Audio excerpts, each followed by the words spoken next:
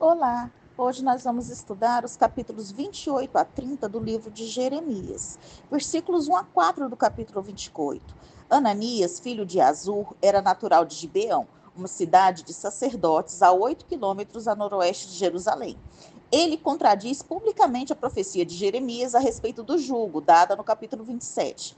Ananias teve a audácia de usar a mesma metáfora para a mensagem divina que Deus tinha dado a Jeremias, seu profeta verdadeiro. Ananias prediz que tudo seria restaurado, que os objetos da casa do Senhor retornariam dentro de 2 anos, assim como Jeconias e outros levados cativos. Essa profecia era tão específica que Ananias deve ter parecido verdadeiro. Versículos 5 a 9. Ao ouvir a falsa profecia de Ananias, Jeremias respondeu dizendo que, em sua opinião, aquela era uma profecia verdadeira. Ele estava mais do que disposto a vê-la cumprir-se, se tal coisa fosse possível. Ele e todo o Judá teriam a alegria se aquilo que foi profetizado viesse a se cumprir. No entanto, Jeremias lembrou a Ananias que os profetas que os precederam profetizaram guerra e mal e peste. Os profetas que profetizavam paz tinham de se mostrar autênticos mediante o cumprimento de suas palavras. De modo que Ananias estava contrariando não somente a essência das palavras de Jeremias, mas também das palavras de todos os profetas do passado. Versículos 10 e 11. Ananias, de maneira insensata, tirou a canga, o objeto simbólico, do pescoço do verdadeiro profeta e o quebrou, como um sinal de que a sua profecia é que se concretizaria. Os falsos profetas poderiam realizar atos simbólicos tão facilmente como os verdadeiros. A quebra do jugo de Jeremias por Ananias não trouxe nenhuma resposta de Jeremias. Versículos 12 a 14. Mais tarde, Deus enviou Jeremias de volta para confrontar o profeta mentiroso, provavelmente levando ao pescoço uma canga de ferro, o qual Ananias não poderia quebrar, para substituir o de madeira e ilustrar sua mensagem. O Senhor disse a Jeremias que faria julgos de ferro, porque Ananias tinha tornado a palavra de Jeremias sobre o juízo de Deus ainda mais certa e endurecida. Versículos 15 a 17. O Senhor declarou que, uma vez que ele não enviou Ananias para profetizar, ele o expulsaria da face da terra. 2 meses mais tarde, Ananias morreu. Não nos é dito como isso aconteceu, mas o motivo de sua morte é que ele falou em rebeldia contra o Senhor. Agora nós vamos estudar o capítulo 29, versículos 1 a 2 do capítulo 29. Pouco depois da deportação de muitos concidadãos no ano 597 a.C., Jeremias escreveu a eles para consolá-los no exílio.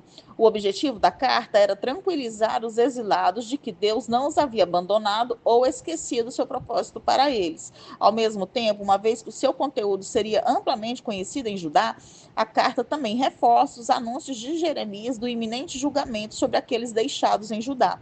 Versículo 3. Jeremias enviou sua carta por meio de emissários que o rei Zedequias de Judá estava enviando à Babilônia.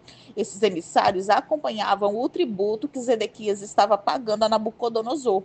Os 2 homens que levaram a carta foram Elasa, filho de Safã, e Gemarias, filho de Ilquias. Safã foi uma espécie de secretário de Estado no governo do rei Josias, e Ilquias foi o sumo sacerdote no tempo de Josias. Apesar de um governo e um sacerdócio tortuosos, esses 2 homens revelam que algumas pessoas permaneceram fiéis ao Senhor, mesmo no pior dos tempos.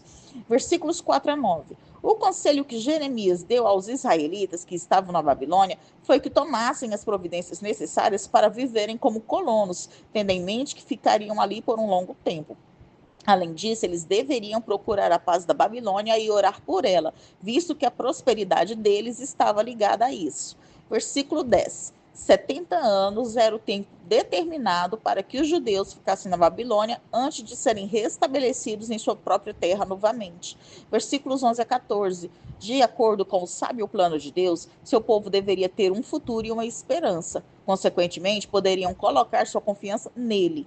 Embora os exilados estivessem em um lugar distante e em um momento de dificuldade, não precisavam desesperar-se, pois tinham a presença de Deus, o privilégio da oração e a graça.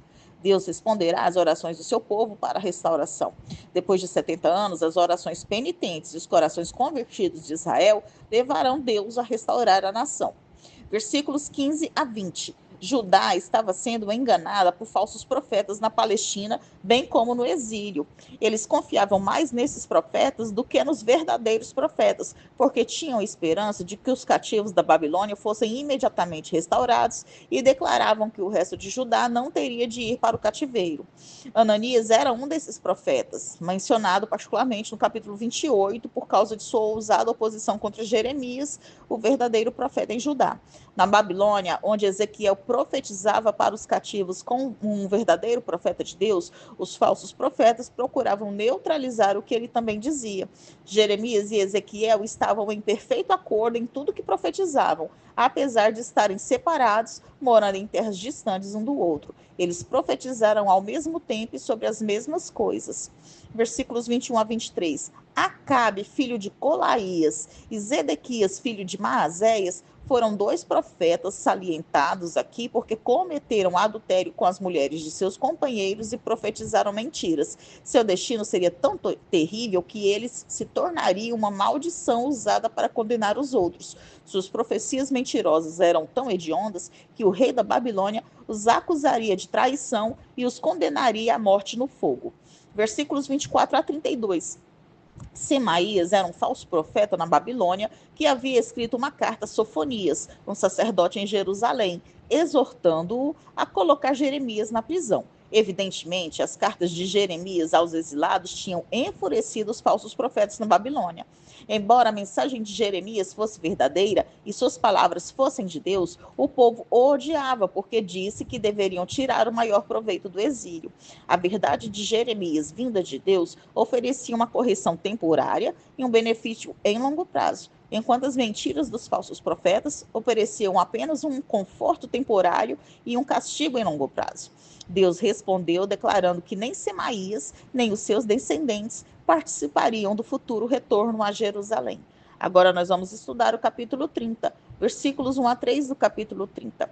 Os capítulos 30 a 33 contêm profecias sobre a futura restauração e redenção, tanto de Israel como de Judá. As profecias de Jeremias se aplicam ao retorno no futuro próximo dos judeus do exílio na Babilônia e aos eventos no futuro distante, no fim da era presente, quando Cristo voltará à terra. Jeremias tinha boas novas para os exilados. Ele lhes deu a promessa de Deus de que um dia seriam restaurados e possuiriam a sua terra natal outra vez. Como resultado da difícil experiência que tiveram, o povo de Deus, que tinha sido espalhado por todo o Império Babilônico, seria fortalecido e refinado em sua fé e caráter. Eles um dia seriam restaurados ao seu lugar no plano de Deus, o que traria uma esperança de restauração espiritual a toda a humanidade. Versículos 4 a 7. Aqui Jeremias profetizou coisas que acontecerão a todo o Israel nos dias da tribulação futura. Nenhuma tribo será excluída daquele povo. Homens com as mãos sobre os lombos, como a que está dando à luz, sempre descreve a mais terrível tribulação sobre uma nação. Grande parte dessas passagens se refere ao sofrimento de Israel na tribulação futura. Versículos 8 e 9. As profecias de Jeremias diziam respeito aos acontecimentos que se realizariam em um futuro próximo e em um futuro distante. Ler essas profecias é como olhar para o cume de várias montanhas. De longe parecem próximos uns dos outros, mas na verdade estão separados por quilômetros. Jeremias apresentou acontecimentos próximos e distantes, como se todos fossem acontecer em breve. Ele viu o iminente exílio, o futuro retorno do exílio e a restauração de Jerusalém, mas também enxergou bem mais à frente, quando Cristo reinará para sempre. A referência a Davi não é ao rei Davi, mas ao seu mais famoso descendente, o Messias.